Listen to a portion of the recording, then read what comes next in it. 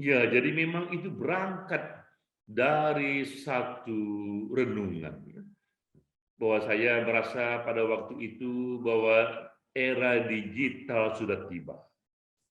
Ini era yang membuat orang bilang itu no point of return, bahwa dunia digital akan terus membawa kita ke depan, sehingga akhirnya siapa yang lebih dulu masuk ke dunia digital ialah yang akan lebih dulu menyongsong masa depan. Politik pun juga akan masuk ke dalam dunia digital. Nah, itulah awal pertama saya pun akhirnya menggunakan akun digital itu Twitter Ya. yang saya punya waktu itu. Bagaimana saya gunakan Twitter ini memperkenalkan politik di era media sosial. Nah, Twitter saya pun itu dikenal sebagai Twitter pertama yang bisa diikuti dalam perhitungan quick count.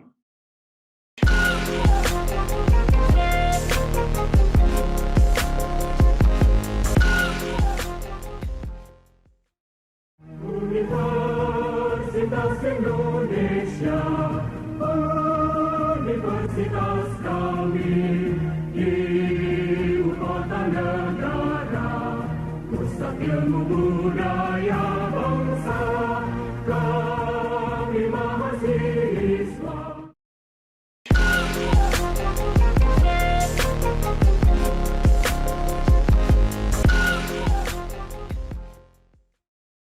Assalamualaikum warahmatullahi wabarakatuh. Bersama saya Bambang Sadono di kanal Inspirasi untuk Bangsa. Mudah-mudahan kanal ini selalu bisa memberi inspirasi, motivasi, dan edukasi. Kami sedang mempersiapkan beberapa video wawancara untuk ikut memberi makna 72 tahun Universitas Indonesia. Hasil wawancara ini selain akan kami tayangkan melalui kanal YouTube Inspirasi untuk Bangsa, rencana juga akan kami bukukan. Saat ini saya sudah bersama dengan salah seorang alumnus Fakultas Hukum Universitas Indonesia, yaitu Bapak Denny Januar Ali, yang populer dengan panggilan Denny JA. Beliau adalah Ketua Umum Asosiasi Konsultan Politik Indonesia dan juga Ketua Umum Persatuan Penulis Indonesia, Satu Pena. Apa kabar Pak Denny? Kabar baik Pak Bambang, sehat, salam sehat. Ya, lama sekali nggak ketemu ini kita. Iya. Pak Denny Jaya ini lahir 4 Januari 1963 di Palembang. Pak Denny, mohon berkenan bercerita, mungkin sepintas lalu kuliah di Fakultas Hukum UI, kemudian mendapat gelar Master Public Administration di Pittsburgh University, dan juga dokter di Comparative Politics and Business dari Ohio University, kemudian berkarir sebagai penulis opini di banyak media di Indonesia, dan akhirnya menekuni kegiatan survei politik, dan yang terakhir banyak menulis sastra. Silakan Pak Denny. Ya.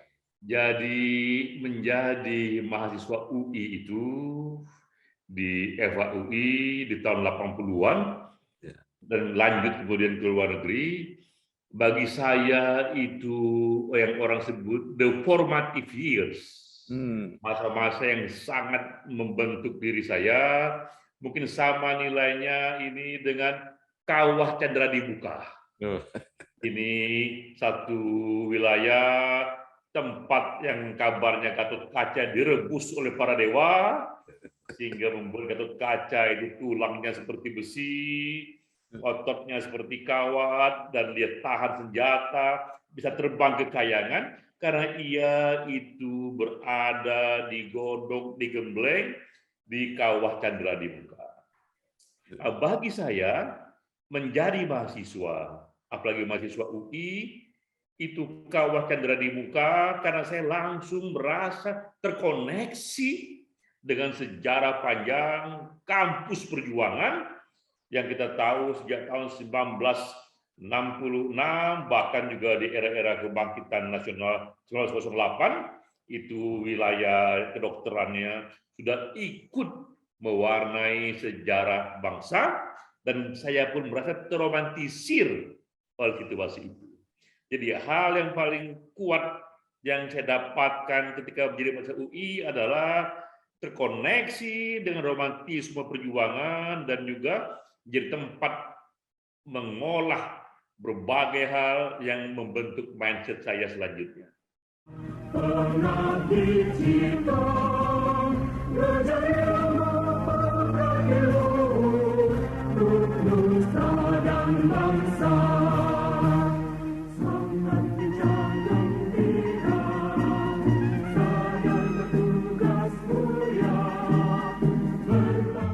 Nah, kemudian Bapak banyak menulis ya ketika pulang dari Amerika itu, tetapi Iya. juga kemudian dikenal sebagai perintis kegiatan survei politik Indonesia. Nah, sampai akhirnya lingkaran survei Indonesia mendapat Guinness World Record.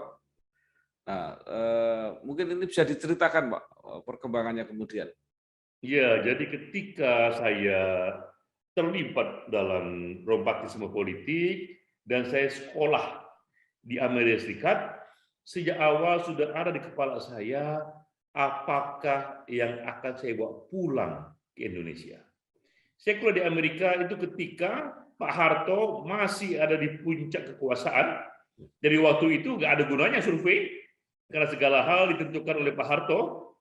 Namun saya terpesona waktu itu dengan politik di Amerika Serikat, betapa Gallup poll, Harris poll yang dibuat oleh CNN, itu data-data statistik yang sangat mempengaruhi cara publik di sana melihat politik praktis.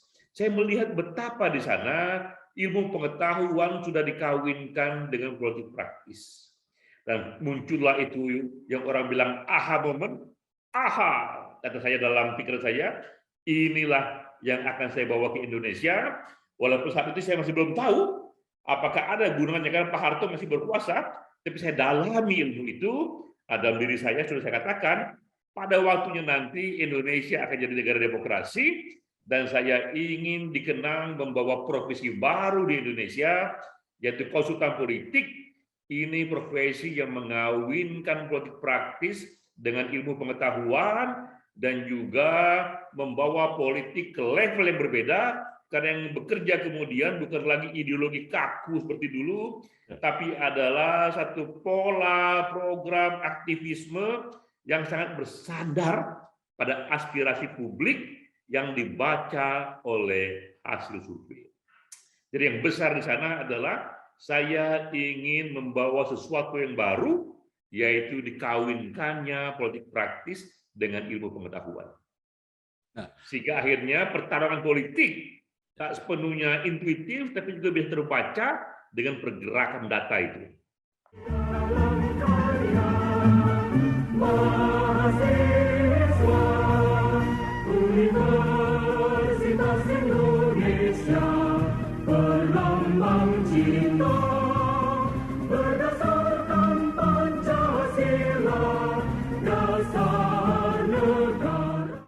Apakah Pak Denny puas terhadap perkembangan survei politik yang sekarang ada di Indonesia? Ya, memang kita lihat setiap ilmu pengetahuan itu juga bertumbuh, berkembang ya. Dan sekarang ini yang perkembangan substansial dari era baru, datangnya dunia digital, sehingga muncul itu istilah big data. Ya. Muncul itu juga istilah berbagai data-data yang berseliweran di sosial media, dan juga muncul pula berbagai survei-survei dengan menggunakan satu metode yang sifatnya digital. Jadi banyak hal baru yang datang ke sana, namun spiritnya sama, yaitu bagaimana sekarang ini berpolitik berdasarkan pada realita, dan realita itu dibaca dari hasil riset. Tinggal saja memang metode-metode risetnya yang diperkaya, tapi sama basisnya, ini politik praktis, strategi politik, rencana politik, yang semuanya diolah berdasarkan riset ilmu pengetahuan. Pak Denny, Ketua Umum Asosiasi Konsultan Politik Indonesia. Ini kan kadang-kadang ada kritik riset-riset politik, survei politik yang tidak kredibel sehingga kadang-kadang menimbulkan orang tidak percaya gitu kira-kira. Bagaimana Pak? Ya itu sama dengan penyanyi. Ya. Penyanyi itu ada penyanyi yang merdu suaranya, ada penyanyi yang juga fals suaranya. Semuanya adalah penyanyi, tapi pasar akan mengenali yang mana penyanyi yang recordnya suaranya merdu, yang mana penyanyi yang suaranya fals. Hal yang sama dengan lembaga survei.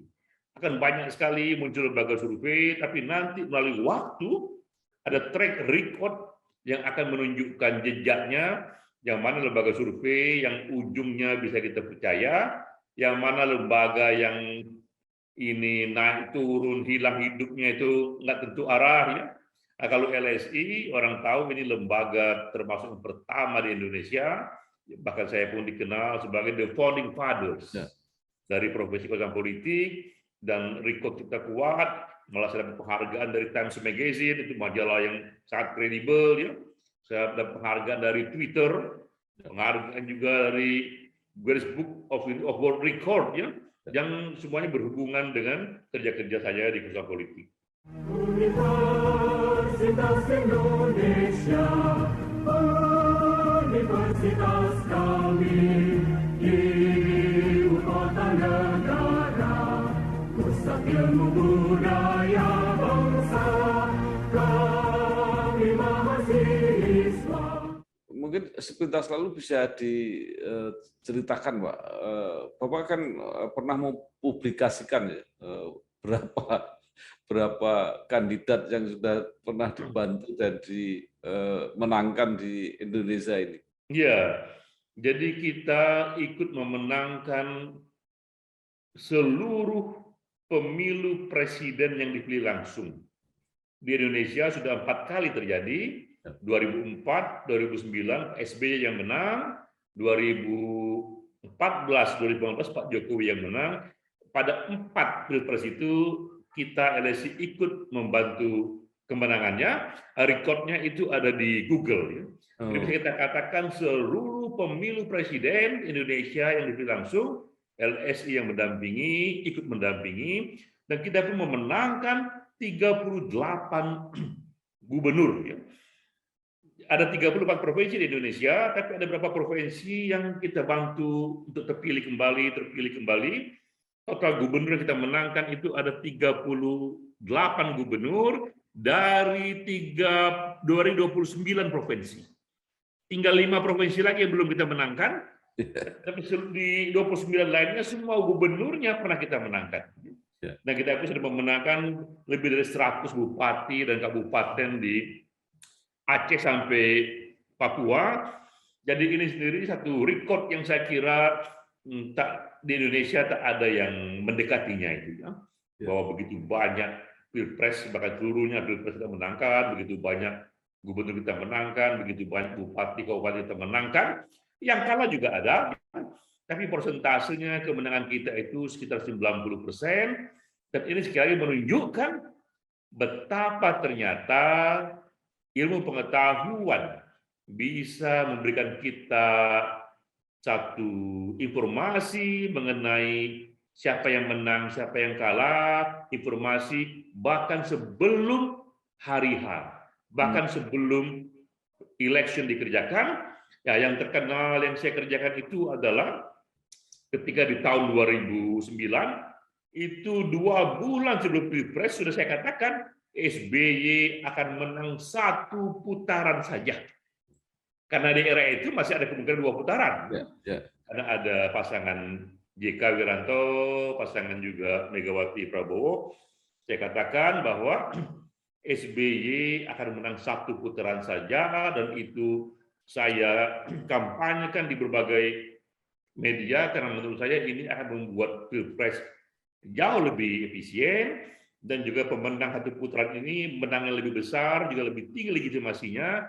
Dari segala ukuran, menang 1 putaran ini lebih baik untuk efisiensi pemilu dan menjadi heboh, para penentang juga banyak, sampai akhirnya saya dapat penghargaan dari PWI. PWI memberi saya penghargaan sebagai Newsmaker of Election 2019. Nah, itu record yang ada semua tuh di Google itu ya. Ya. Jadi kita lihat di sini bahwa saya menyatakan hasil sebelum hari H. Ya. Mengapa? Karena saya membaca data. Karena kenapa? Karena datanya kredibel. Datanya itu bisa dipercaya, bahkan datanya itu bisa membuat saya memprediksi. Pak Denny, dengan akhir-akhir ini berbagai kegiatan yang Pak Denny lakukan, apakah bisa disimpulkan bahwa kegiatan utamanya tetap di survei politik? Kalau sekarang ini tiba era regenerasi. Saya katakan ke teman-teman bahwa Gallup Poll itu sudah wafat pendirinya, tapi Gallup Poll-nya jalan terus. Saya juga ingin seperti itu. Usia kita terbatas, tapi saya ingin LSI ini jalan terus. Selama ada demokrasi, selama itu pula lembaga survei dibutuhkan. Nah, saya ingin LSI ini lebih panjang usianya daripada saya pribadi. Karena itu, mumpung saya masih sehat, mumpung saya ada di puncak prestasi, saya harus mulai menarik jarak dan mulai mengkader yang muda-muda yang tampil. Karena saya katakan ke teman-teman, apalagi yang mau saya peroleh, karena semua puncak-puncak dari prestasi survei, itu saya borong sudah, untuk rekor-rekor, misalnya quick count yang paling cepat, yang paling akurat, kita yang dapat rekornya, untuk survei yang paling banyak, juga yang dipublikasi paling akurat, kita dapat rekornya, pemenangan paling banyak, kita juga rekornya, bahkan dari luar negeri, Times Magazine, Twitter, kita dapat rekornya. Saya bilang, ini era di mana waktu yang tepat bagi saya untuk lebih narik diri ke belakang, maka di era ini sekarang yang muda-muda yang mimpin, saya hanya sebagai owner dan supervisi saja, dan waktu lebih banyak saya habiskan untuk dunia saya yang lain, yaitu saya sebagai intelektual dan pemikir dan penulis. Pengabdi cipta, berjaya membawakan luhur, untuk nusa dan bangsa. Semangat pincang gembira, sadar bertugas mulia. Bu, pinjam mobil. Boleh, tapi nanti anterin ibu arisan dulu sama isin pulsa. Transferin buat bayar arisan, terus nanti ambilin cash juga. Pinjam mobil sekali, nantinya banyak. Makanya perbanyak transaksi, kumpulkan poin, lalu tukar dengan kupon undian di BNI Mobile Banking dan menangkan hadiahnya. Ya pakai nanti.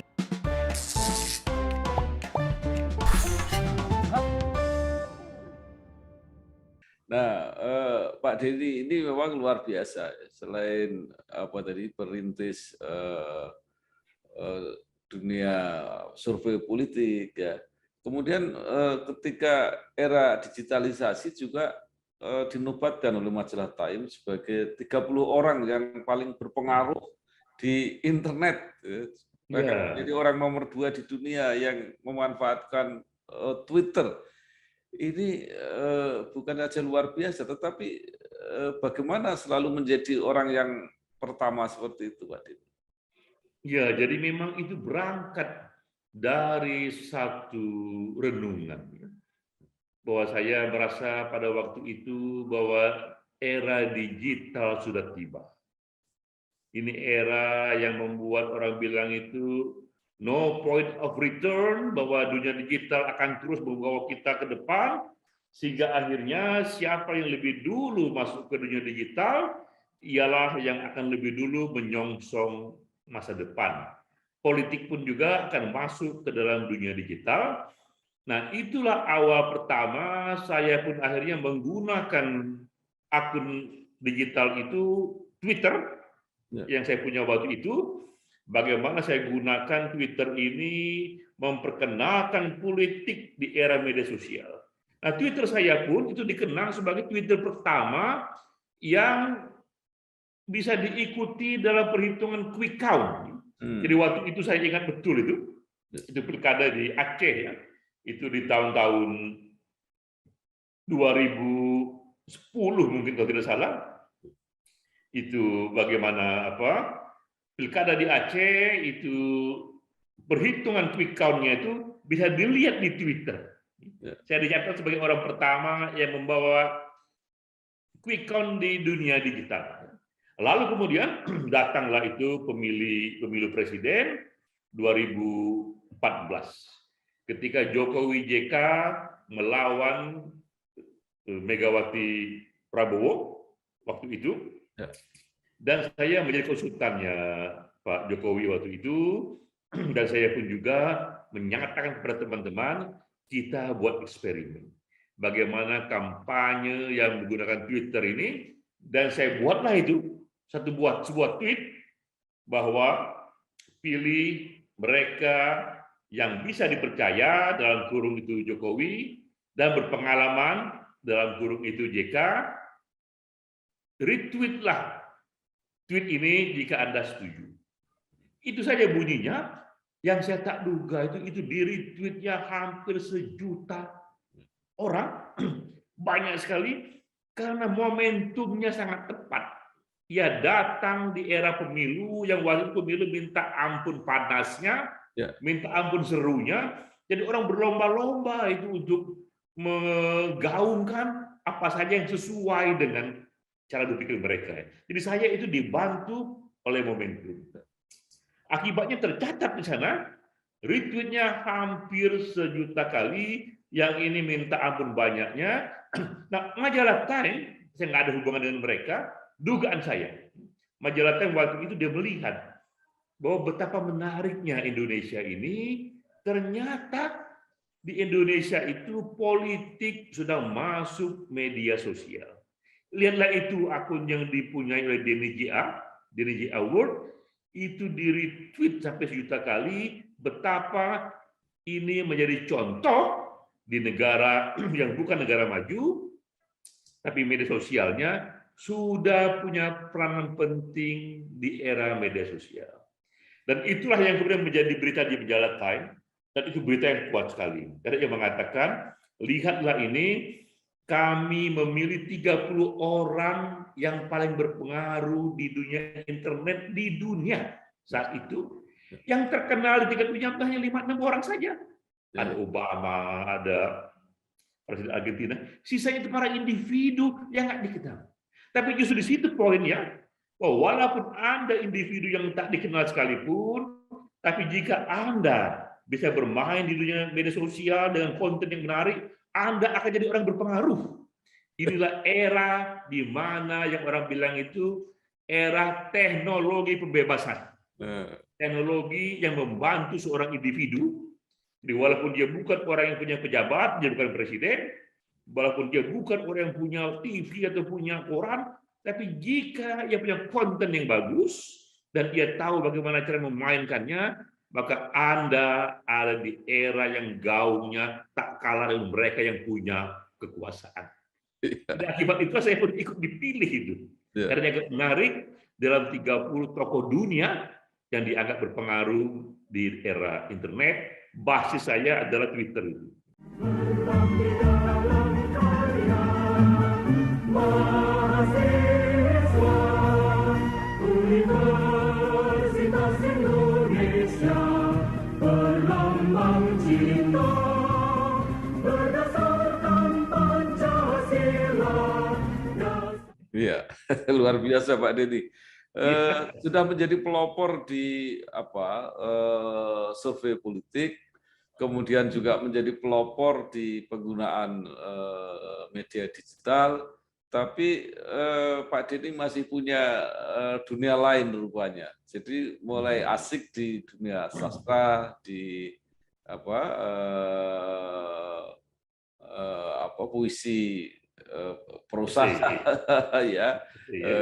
Kemudian sekarang bahkan ada yang mengusulkan untuk mendapat hadiah Nobel. Ini apa yang dicari oleh Pak Denny? Ya, saya sebenarnya bergerak sesuai passion saya. Apa saja yang menjadi passion saat itu saya ikuti dan saya coba untuk mengeksplornya sepenuh hati secara maksimal. Nah, soal puisi esai itu memang awalnya saya adalah seorang aktivis politik sejak menjadi mahasiswa, dan saya sangat banyak menulis soal isu-isu hak asasi manusia.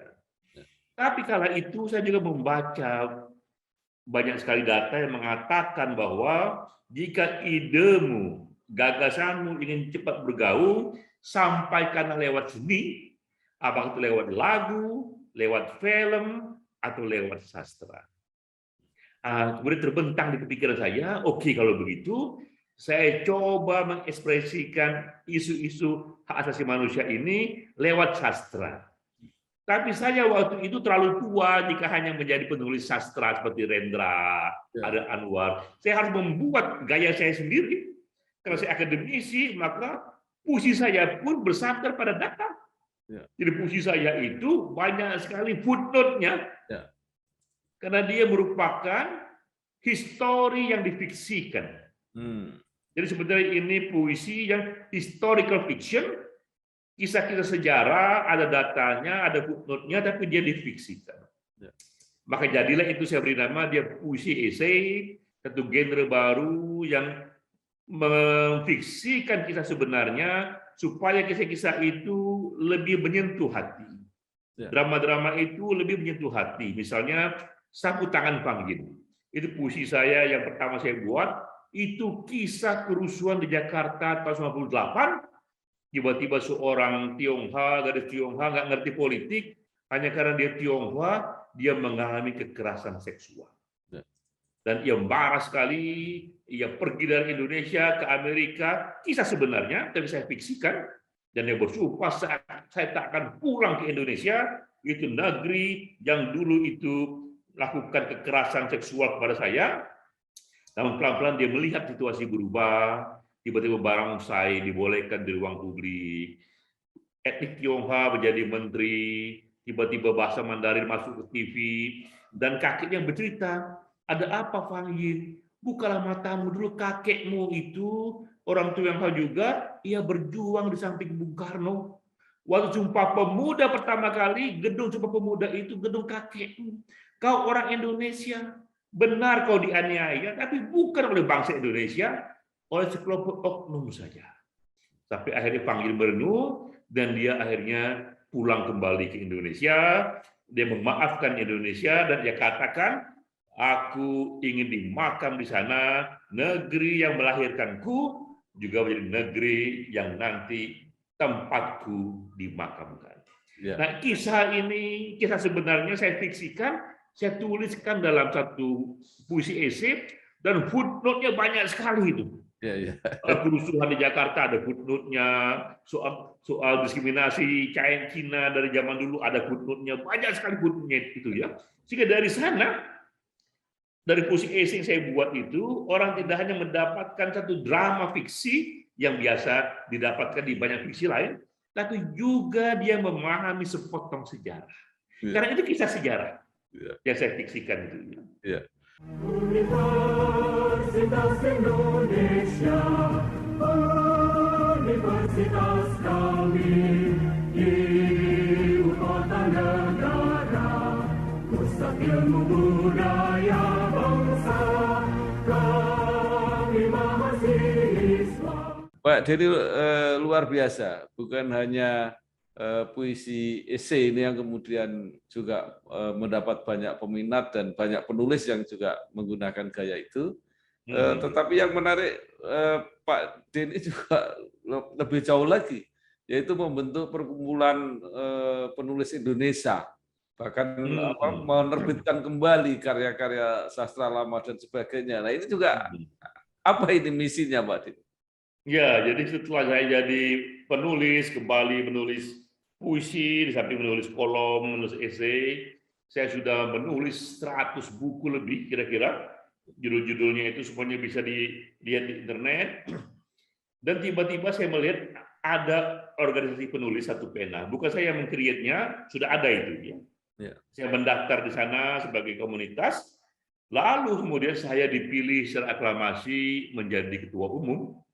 Tapi ketika saya terpilih jadi ketua umum, itu organisasi sudah terpecah itu. Jadi ada Satu Pena. Satu Pena pertama itu ketua umumnya orang lain, Satu Pena kedua saya ketua umumnya. Pertama kali saya terpilih, saya katakan ini bagaimana organisasi ini? Kok ada 2 organisasi, sama namanya, sama akte notarisnya. Maka saya katakan, tugas saya yang pertama selaku ketua umum organisasi penulis Indonesia, hanya boleh ada satu nama saja. Kalau saya penulis boleh banyak sekali, tapi nggak boleh punya nama yang sama, nggak boleh punya akte notaris yang sama, itu membingungkan. Ya. Maka saya menyewa lawyer, bagaimana caranya agar SK Menkumham itu kita yang dapatkan, Ya. dan akhirnya memang kita yang mendapatkan, dan akhirnya satu pena menjadi satu lagi, teman-teman yang membuat satu pena mengubah namanya. Ya. Nah, ketika menjadi ketua umum satu pena, saya katakan ke diri saya, legacy apa yang mau saya buat di sini? Ya. Apa yang mau saya buat di sini? Saya teringat waktu saya di Amerika Serikat, di situ Kongres menerbitkan kembali yang dibilang the books that shape Amerika. Buku-buku yang membentuk karakter Amerika. Itu banyak sekali buku-buku sejak tahun-tahun 18 sekian, 19 sekian, bukunya Benjamin Franklin, bukunya Mark Twain, segala macam, diterbitkan kembali. Itu juga memberikan saya satu inspirasi. Saya katakan, saya pun bisa untuk memunculkan kembali buku-buku yang kira-kira dianggap membentuk Indonesia. Baik fiksi ataupun non-fiksi, maka saya bentuk panitia. Jadi awalnya saya buat semacam survei di berbagai WA. Saya minta orang-orang penulis ini memberikan inspirasi, input, buku-buku apa saja yang menurut mereka dianggap membentuk Indonesia. Lalu saya pilih tim untuk menyeleksinya. Terpilihlah itu. 100 buku yang membentuk Indonesia, mulai dari buku Bung Karno, di bawah bendera revolusi, bukunya Bung Hatta, ini mengenai demokrasi kita, bukunya Takdir Al-Sabana, Layar Terkembang, bukunya Hari Anwar. Jadi baik yang sifatnya fiksi ataupun non-fiksi yang benar-benar dianggap membentuk Indonesia mulai di era Balai Pustaka sampai sekarang. Dapatlah itu kita 100 judul buku itu, dan itu yang kita publikasi. Inilah buku pilihan oleh para penulis yang dianggap that shape Indonesia, seperti halnya di Amerika itu. Jadilah buku itu. Pernah dicipta berjaya membangun untuk nusa dan bangsa. Semangat bincang gembira, sadar bertugas mulia. Saya mau balik sedikit itu. Yang pengusulan Nobel itu sampai mana, Pak? Nah, kemudian, ini juga menarik ini ya. Ini juga mungkin nggak pernah terjadi setelah saya membentuk komunitas puisi esai. Kita membuat webnya. Jadi Pak Bambang pun juga ada teman-teman bisa melihat webnya itu di internet ya. Jadi web puisiesai.com, di mana di sana ada lebih dari 150 buku tentang puisi esai, soal puisi esai, dan sekitar 100-an itu sudah diterjemahkan dalam bahasa Inggris. Baik dalam bentuk buku ataupun dalam bentuk video. Jadi puisi-puisi zaman sekarang pun tidak hanya teks, itu dibikin videonya, dibikin animasinya, dan diberi teks bahasa Inggris. Akibatnya web ini bisa dilihat oleh para panitia Nobel itu. Kebetulan juga ini, selama 120 tahun Asia Tenggara tak pernah sekalipun memenangkan hadiah Nobel. Sementara wilayah lain di Afrika, Amerika Latin, ada banyak sekali yang menang Nobel, tapi di Asia Tenggara, termasuk Indonesia, belum ada yang memenang hadiah Nobel. Malah yang pernah diketahui, yang pernah dicalonkan di Indonesia baru satu saja, Pramudia Anantatur. Tiba-tiba datang itu surat undangan dari panitia Nobel. Jadi ini perlu dicatat, itu undangan. Bukan kita yang mengusulkan, panitia Nobel memberi undangan kepada komunitas puisi esai untuk mencalonkan. Nah, undangan itu kemarin dibaca sama-sama oleh teman-teman. Jadi waktu kita merayakan 10 tahun puisi esai, teman-teman dari Aceh sampai ke Sulawesi datang di Jakarta, sama-sama mereka lihat itu. Undangan dari panitia Nobel kepada komunitas puisi esai untuk mencalonkan seorang sastrawan Indonesia. Teman-teman simpel saja berpikirnya, puisi esai ini Pak Det yang bikin.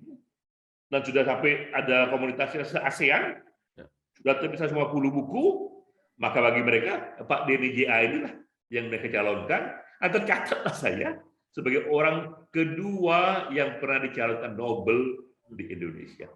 Tentu ini mencengangkan, sama mencengangkannya dengan PSSI tiba-tiba masuk dalam list perkumpulan sepak bola untuk Piala Dunia. Begitu tinggi posisinya, banyak yang nggak percaya, banyak yang marah, banyak yang cemburu. Itu fakta, mau apa lagi? Saya bisa menang, bisa tidak, tapi itu nomor 2. Yang penting adalah informasi ini mendinamisasi dunia sastra. Akibatnya gara-gara ini muncul gerakan mencalonkan sastrawan lain itu tahun depan itu ya, macam-macam mau dicalonkan. Itu kan bagus artinya. Saya bilang kepada teman-teman bahwa saya sudah dicalonkan, saya bisa menang ataupun tidak menang, tapi nggak lagi terlalu penting bagi saya. Jadi minimal saya sudah ke-record orang kedua yang dicalonkan setelah perang, dan dia bisa mendinamisasi dunia sastra. Sampai Kompas akhirnya bikin berita juga, ini hoax kata Kompas kan, seperti awalnya. Cuma saya jawab gitu, ini ada suratnya bro. Gimana mau dibilang hoax? Kau bisa lihat suratnya, saya screenshot suratnya itu, ini undangannya datang. Siapa di Indonesia ini komunitas yang mendapatkan undangan ini?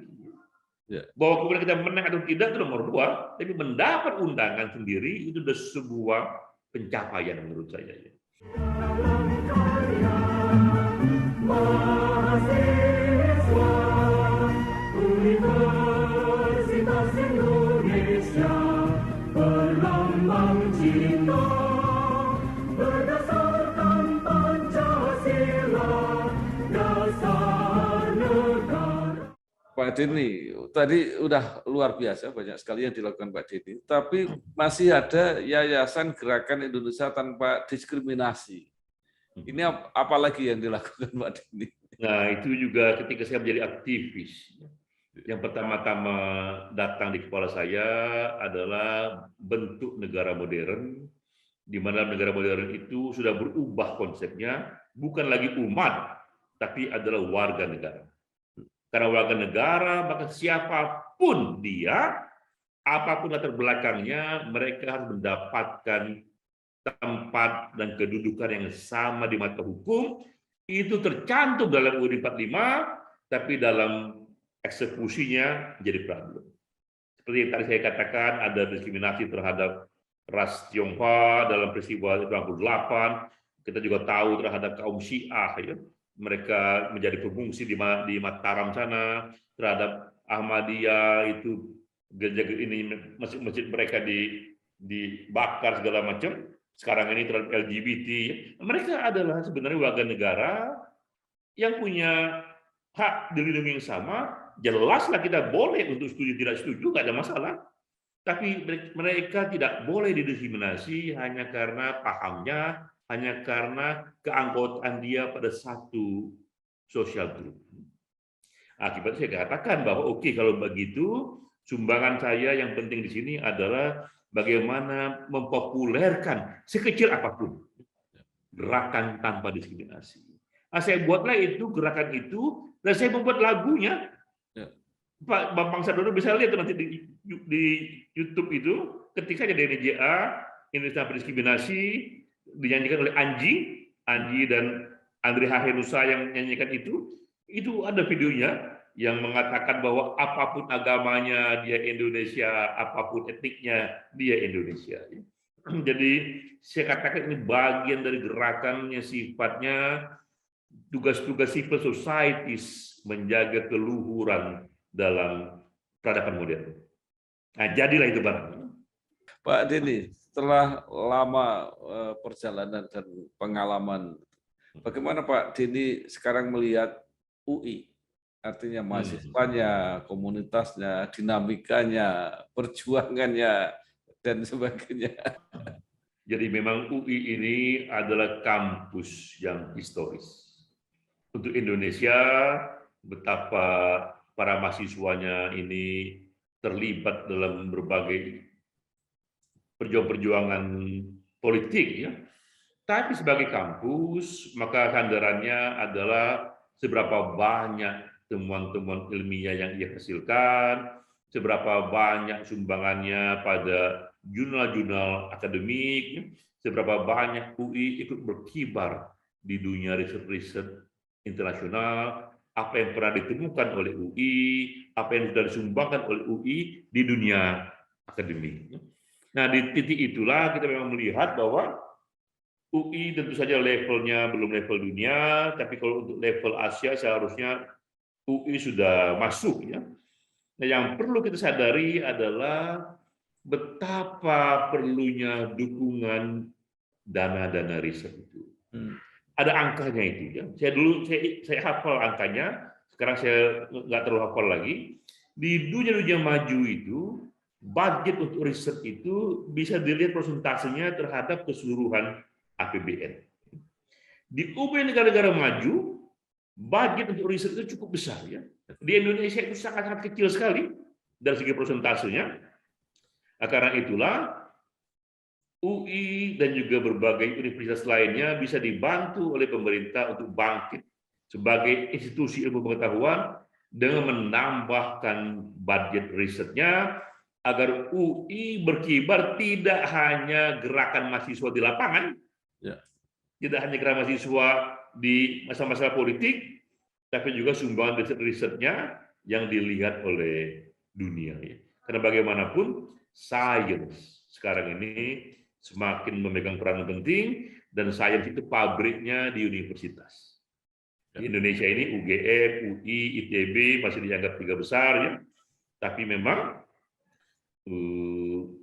hal yang signifikan jika pemerintah di bawah Pak Jokowi atau the next presiden mulai berpikir menambah persentase budget untuk riset itu.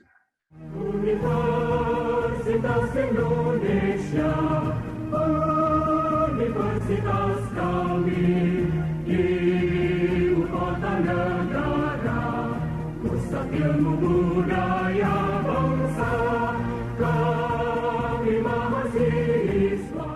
Pak Dini, terakhir mungkin ada harapan atau saran kepada mahasiswa, khususnya mahasiswa UI yang masih terus aktif, dinamis, ya, kadang-kadang juga disalahpahami dan sebagainya.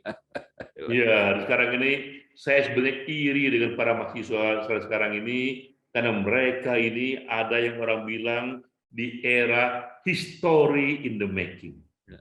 Sekarang ini sejarah sedang disusun ulang, banyak sekali hal-hal baru yang tak pernah terjadi sebelumnya. Ya. Di dunia pengetahuan sudah ditemukan sekarang ini apa yang disebut DNA editing. DNA pun bisa diedit sekarang ini. Kita inginkan kuda yang lebih kuat, kuda yang lebih cepat itu bisa diedit, ya. Bahkan manusia pun bisa diedit. Jadi itu, ya. Juga dunia baru juga ini dunia online, betapa sekarang ini online shopping sudah mengalahkan banyak sekali offline shopping, ya. Sehingga segala hal sudah digitalisasi. Sudah muncul juga sekarang ini artificial intelligence, dan sekarang pula tiba-tiba orang bisa tamasya keluar angkasa. Dulu itu kalau mau keluar angkasa itu hanya NASA yang bisa ke sana. Sekarang big company, swasta, Elon Musk, Jeff Bezos, bisa juga menggunakan ruang angkasa nanti tepat sebagai orang untuk berpariwisata. Itu banyak sekali perubahan yang bisa dibuat. Nah, semuanya itu base-nya adalah data, base-nya adalah informasi, dan beruntung sekali masyarakat sekarang ini karena mereka punya Google.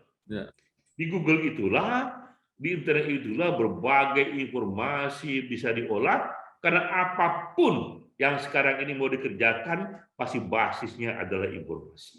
Dan informasi itu sekarang ini mudah sekali diaksesnya. Nah, kepada adik-adik mahasiswa, itu pesan kita sekarang ini, Anda semua sekarang ini berada di era terbesar yang belum pernah ada sebelumnya, dan era besar ini jadilah orang-orang besar. Jika ada yang jadi pengusaha besar, menjadi intelektual besar, menjadi politisi besar, menjadi agamawan besar, kan informasi begitu luasnya yang nggak dipunyai oleh generasi sebelumnya itu. Nah, ini untuk teman-teman di UI dan juga teman-teman di tempat lainnya, anak-anak muda yang tumbuh dewasa di era digital. Terima kasih sekali Pak Dini JA, Bapak Dini Januar Ali, Ketua Umum Asosiasi Konsultan Politik Indonesia dan Ketua Umum Persatuan Penulis Indonesia. Satu pena, banyak sekali yang disampaikan, tetapi juga banyak sekali yang sudah dilakukan dan banyak sekali yang sudah menghasilkan prestasi-prestasi yang luar biasa. Prestasi dunia, mudah-mudahan ini tidak hanya menjadi inspirasi, tapi juga menjadi motivasi generasi yang lebih muda, khususnya yang masih kuliah, khususnya lagi yang berada di Universitas Indonesia.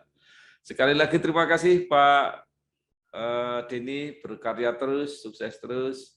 Terima kasih Pak Bambang, juga terima kasih teman-teman lain. Terima kasih. Wassalamualaikum warahmatullahi wabarakatuh. Waalaikumsalam. Pernah dicipta menjadi lama